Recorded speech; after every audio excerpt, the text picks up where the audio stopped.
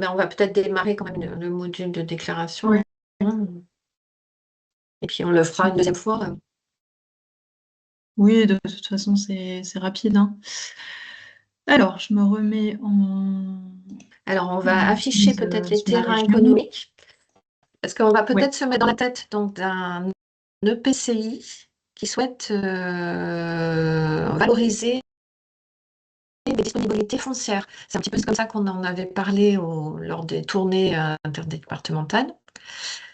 Donc, on peut afficher donc on a pu découper les zones d'activité économique en terrains économiques grâce aux données en fait qui proviennent des data fonciers du CEREMA, de la fameuse base des fonciers à usage d'activité, qui découpe donc nos zones d'activité qui ont été rentrées dans cette base nationale.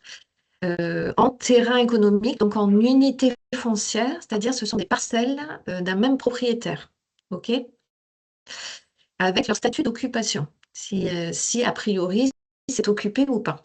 Voilà. Donc on peut se dire, si on se met dans la tête d'un EPCI qui souhaite montrer une disponibilité foncière, qui va plutôt pointer son curseur sur quelque chose qui est vert, donc inoccupé. C'est peut-être ça qu'il va vouloir valoriser pour éventuellement trouver soit un locataire, soit quelqu'un qui va acquérir en vente. C'est soit en location, soit en vente. Voilà. C'est comme ça qu'on imagine. Voilà.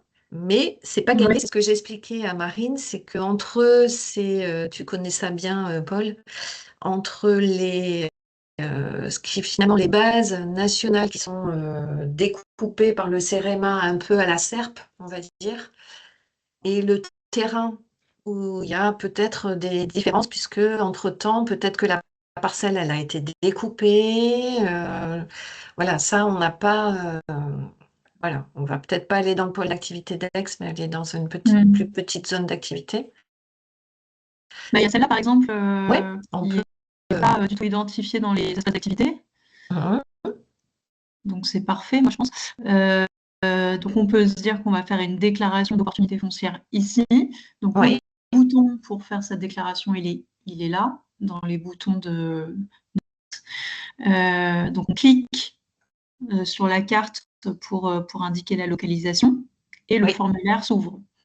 Donc, c'est un formulaire unique pour toutes les déclarations, contrairement aux couches qu'on a vues précédemment, les espaces d'activité et les établissements qui ont leur propre formulaire. Là, c'est un formulaire unique. Donc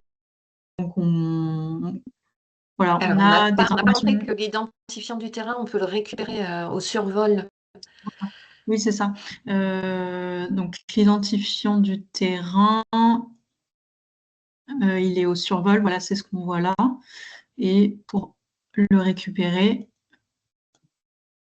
Comment on peut faire? Ah oui, c'est dans la mini-fiche. C'est dans la mini-fiche. Donc, la position que j'ai sur la... stocké. Pas besoin de recliquer sur la carte. Hein. Tout est préenregistré. Si je souhaite recaler mon point, je clique sur la petite corbeille et je reclique sur la carte. Donc, l'identifiant copier, donc je peux le mettre ici. L'identifiant du site économique, il n'y en a pas, vu qu'on est hors zone. A priori, oui. Et après, voilà, on a tout un tas d'infos qu'on peut renseigner. Donc là, on est quoi? On est le 3, 11-2025. Maîtrise foncière, donc ça, le PCI le sait. Hein. Est-ce que c'est du public ou du privé? On va mettre public, par exemple. Le nom du site économique, donc pas forcément. Superficie, on l'a. C'est 7 hectares. 7 hectares. On est passé à la déclaration, monsieur Jarras. Très bien, merci. Vous allez voir la prochaine. Je suis désolé, mais j'avais un intervenant pour des travaux, donc il fallait que je le voie. Ah, bah oui. Désolé. Type de terrain économique, donc c'est là où je... nu, peut-être. Ou alors, il faut mettre le... Mixte. On va peut-être mettre la photographie aérienne pour voir, oui. Mettre une petite transparence peut-être sur les terrains économiques aussi. Ouais, ça doit être. Ouais, Tac, on va tac. vérifier. Voilà. Voilà, ok. Donc, on voit que c'est nu a priori. Type Ouais. d'acquisition, je mets n'importe quoi, je vais mettre vente. Vocation dominante. Est-ce que c'est pour de l'industrie ou pour du tertiaire, enfin, bon. Industriel. Extension possible, non. Surface de plancher, on Ça, n'en c'est a s'il y a pas. du bâti, il n'y en a pas. C'est nu. Présentation commerciale de l'offre, ça c'est Ça, le PCI saura. voilà. On va dire qu'il sera disponible en mars 2026. L'URL de l'offre, c'est si on la connaît. L'email, donc c'est une information qui est demandée aux C'est utilisateurs obligatoire. qui ne sont pas connectés, voilà, qui n'ont pas de compte à l'outil Sud Foncier Éco. Donc, comme je ne suis pas connectée, voilà, je renseigne mon mail, c'est un champ requis. Je ne peux pas envoyer ma déclaration sans avoir rempli ce champ. Je vais mettre n'importe quoi. Pareil, on peut mettre, par exemple, la photo du terrain économique, le foncier disponible. Voilà. Et on envoie la déclaration. Avec tous les types de médias, les images, les photos, les PDF, même les fichiers zippés. J'envoie une déclaration. J'ai reçu un mail, pareil, comme pour les signalements. Et alors là, j'ai reçu, c'est l'administrateur. Donc voilà, là par toujours contre, pareil, c'est les administrations, c'est donc l'équipe de Sud Foncier Éco et c'est aussi Rising Sud. Parce que comme on vous avait expliqué, Monsieur Charras, lors des tournées, on avait vu ça, on a un peu prévenu tous les territoires. L'objectif de valoriser en fait les fonciers disponibles éventuels que vous souhaiteriez valoriser, ça se passe par Rising Sud, qui après va remonter ça au national. Voilà, donc là, dans le formulaire de déclaration, il y a 2 personnes qui sont averties, c'est l'équipe de Sud Foncier Éco et Jérémy Parenti côté Rising Sud. C'est pour ça qu'il veut avoir le mail de la personne qui déclare, finalement, pour après la recontacter et affiner l'offre, etc. Mais déjà, vous pouvez mettre déjà dans le formulaire pas mal de choses. On va peut-être, Marine, reprendre une nouvelle déclaration. Donc, ce formulaire, il nécessite pas, en fait, c'est vraiment de l'information qu'on souhaite apporter à l'équipe de Sud Foncier Éco. C'est pour ça que l'équipe, ça ne remet pas en cause nos tables socles qu'on a dans notre base de données. C'est pour ça qu'on ne demande pas une authentification. OK? Et ce qu'on vous avait dit lors des tournées, c'est que du coup, cet outil de déclaration, on le tournait vraiment pour des EPCI, des territoires qui souhaitent valoriser des fonciers disponibles. Et donc là, on va reprendre du coup le début de la déclaration. Donc je ne sais pas si Monsieur Charras, vous aviez vu qu'en fait, dans Sud Foncier Éco, maintenant, on peut afficher le découpage de nos zones d'activité en ce qu'on appelle terrain économique. Mais ce que j'ai expliqué à Marine, c'est qu'entre les algorithmes qui fabriquent finalement des unités foncières, hein, c'est-à-dire des parcelles d'un même propriétaire avec leur statut d'occupation, occupé ou pas, c'est quelquefois loin de la réalité du terrain. Puisque entre-temps, une parcelle, elle peut avoir été découpée, etc. Et ça sera remonté que plus tard, hein, finalement peut-être dans un an ou deux, dans la base FUSAC, hein, du CEREMA. Mais en attendant, on a quand même cette zone d'activité. Mettez-vous dans une zone d'activité, peut-être, Marine, ouais. plutôt qu'un terrain mobile. Voilà. Donc là, on se dit plutôt que peut-être nos EPCI vont cliquer sur des polygones verts qui sont soi-disant des unités foncières qui ne sont pas occupées, dont le statut d'occupation est inoccupé. C'est peut-être ça qui va être à la vente. C'est ce qu'on se dit, voilà, dans d'autres scénarios. Voilà. Donc là, on clique, du coup, on va survoler le terrain. On va peut-être cliquer, Marine, pour récupérer l'identifiant du terrain économique, puisqu'il va nous être demandé dans vous voyez, Dans le monsieur formulaire Jomas, de déclaration. Ouais. dans le formulaire de déclaration. Voilà. Ok, Donc, le bouton pour accéder au formulaire, il se trouve ici. d'accord. Et je clique sur la carte pour accéder. On va faire un copier-coller. Pardon. Voilà. Donc pour la position a été Elle a enregistrée. été cliquée, elle a été enregistrée. OK. Si je souhaite changer la position, je clique sur la petite corbeille et je reclique. Voilà, je reclique sur la carte. Ok. Donc l'identifiant que j'ai copié, je vais pouvoir le remettre dans le formulaire. Pareil pour l'identifiant du site économique, puisque je me trouve en zone en ZAE. Mais ça, c'est pas obligatoire, ça sera plutôt le. Voilà. Clac. Ah, ça, c'est bien. Il y a l'identifiant. Voilà.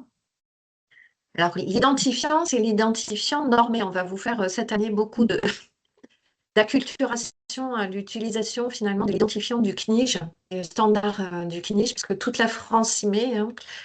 On va essayer d'utiliser le standard. Donc, nous, dans notre base de données, quand nous, on appelait des espaces d'activité économique, que le standard appelle site économique, c'est pour ça qu'on appelle ça site éco. D'accord. C'est l'identifiant normé vraiment qui est dans la base nationale des FUSAC. Hein. Voilà. Donc, cet identifiant, on va essayer de l'utiliser et on va essayer de vous inciter à ajouter cet identifiant dans les bases que vous utilisez, vous, dans vos SIG. Si vous avez des SIG ou si vous êtes dépendant d'un observatoire comme Géomas, etc., d'essayer de rajouter cet identifiant qui est vraiment unique, national. Voilà. Et cet identifiant touchera uniquement les zones d'activité officielles ou Alors, est-ce que les zones de fait seront également identifiées? non. Alors, je pense qu'il y a les deux. Dans la base FUSAC, il doit y avoir les deux. Voilà. Ok. Donc là, on déclare donc, une maîtrise foncière publique. Ça, c'est vous qui voyez si c'est privé public. Le nom du site économique, on n'a peut-être pas besoin puisqu'on a l'identifiant, donc c'est peut-être pas la peine besoin de le renseigner. La superficie, par contre, là, c'est vous qui savez quelle superficie ce Donc là, terrain c'est il y a. 0,33. Voilà. Superficie, hectares. voilà, 0,33 hectares. Le type de terrain économique, donc on a mis en. Donc là, c'est nu, a priori. A priori, c'est Après nu. l'orthophoto. Type d'acquisition, ça c'est. Donc, est-ce que c'est une location ou est-ce que c'est à la vente? Voilà. Est-ce que la vocation dominante jusqu'à présent, c'était plutôt du tertiaire, industriel, etc., artisanal, voilà. C'est un peu ce qu'on vous demande de renseigner là. Vous n'êtes pas obligé du tout de renseigner tout, mais au moins Non. en partie. Oui. Aucun Voilà, champ n'est requis. Voilà, sauf l'email du déclarant, puisque Jérémy Parenti va vous recontacter, on pourra un petit peu enrichir l'offre, quoi. Alors l'email ici, il n'est pas demandé dans le formulaire puisque je suis déjà connectée. Donc il récupère cette information automatiquement.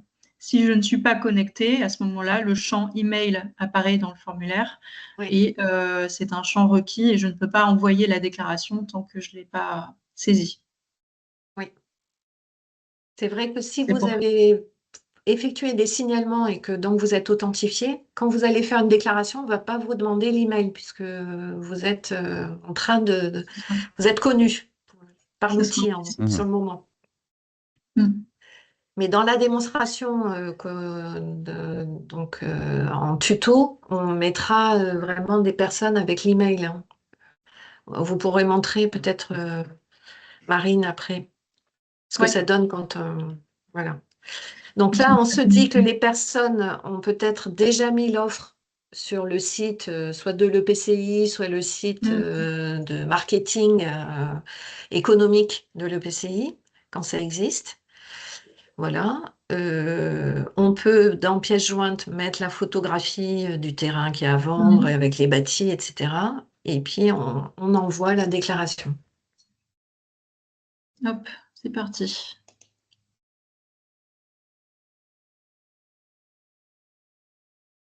Donc voilà comment ça se présente côté gestionnaire de la déclaration. Et pareil, le gestionnaire va dire, ben, j'étudie votre truc, donc il va passer en cours, et du coup, vous allez recevoir un signalement, un mail, disant qu'on a bien pris en compte votre déclaration.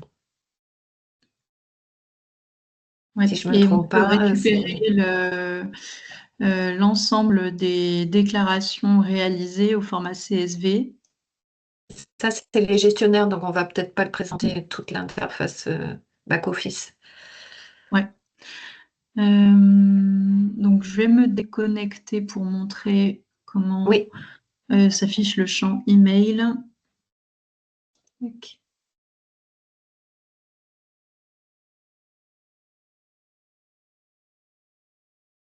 Voilà.